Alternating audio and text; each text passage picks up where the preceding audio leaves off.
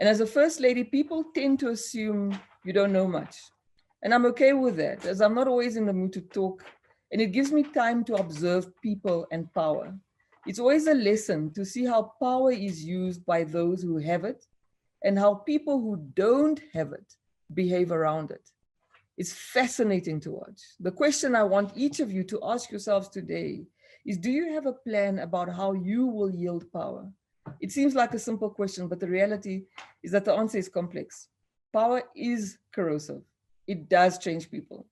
You can't control something you don't understand, and it's important that you observe power dynamics. Be clear on how you behave around it and how you behave when you have it.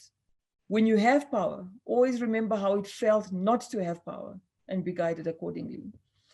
Time won't permit me to go into details, so there are 10 quick lessons I want to share that I've learned as an observer of power.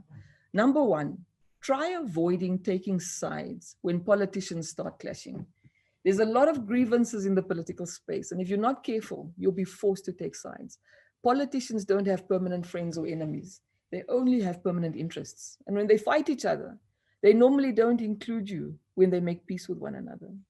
Number two, de-risk your political career with an economic vulnerability plan. I believe young people seeking to enter politics or the public sphere should first have marketable skills, a qualification, or a means of earning an additional income. There is no more vulnerable position than relying on the discretion of politicians for your livelihood, especially if you're unemployable outside of the public sector. Third, learn to accept defeat. I've seen many bright careers destroyed by the inability to accept defeat, whether it's electoral, whether it's not being considered for an appointment you felt you were best suited for, or given to someone who knows or does less than you. If you obtain public office, don't build your personality or your status around it. Positions are temporary. The worst time for a politician that I've observed is the day after he's been appointed, because that's the day his phone starts to ring and he's being reminded by everybody whether they remember how hard they worked and what positions that they deserve. Don't be that person. The fourth lesson is create your own space.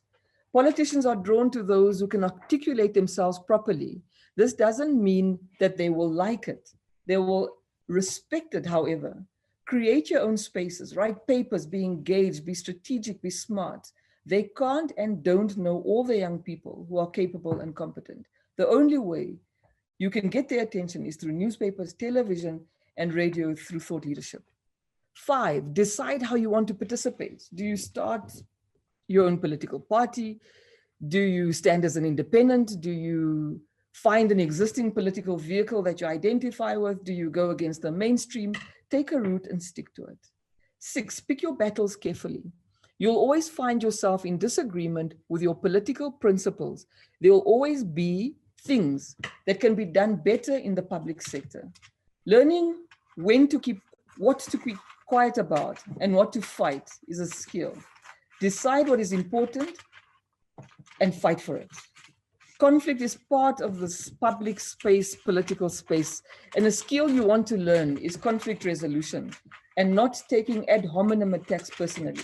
7, the system can be changed, but it will first try to eat you.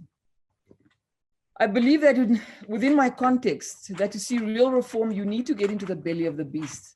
I struggle to convince capable young people to work in the public sector or join politics, as they often feel that there's no upward mobility. They feel there's too much backstabbing, remuneration is too low, and they aren't being taken seriously.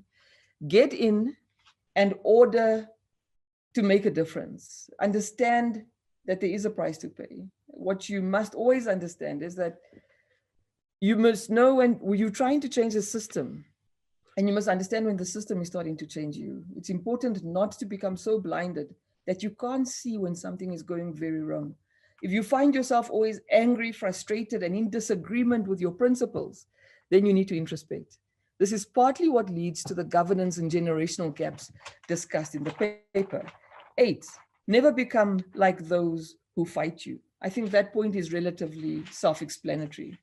9, patriarchy doesn't sleep. Politics are a mirror of our societies, and if our societies are patriarchal, So are our politics. Women are judged harshly and given a narrow margin of error, and are often not included when late night political deals and strategies are being discussed. Another element is how consensual sexual relationships are more likely to cost the woman as opposed to the man. Worse so, sexual harassment in politics and in the public space isn't taken seriously. Asa, I'm certain you've explored this angle, but I do recommend that we spend a little time speaking about sexual harassment and sexual violence within the corridors of political power. 10, watch how your political allies fight their enemies. Be careful of your allies who use dirty tactics and decampaign others, as one day when they disagree with you, they will use those same dirty tactics against you.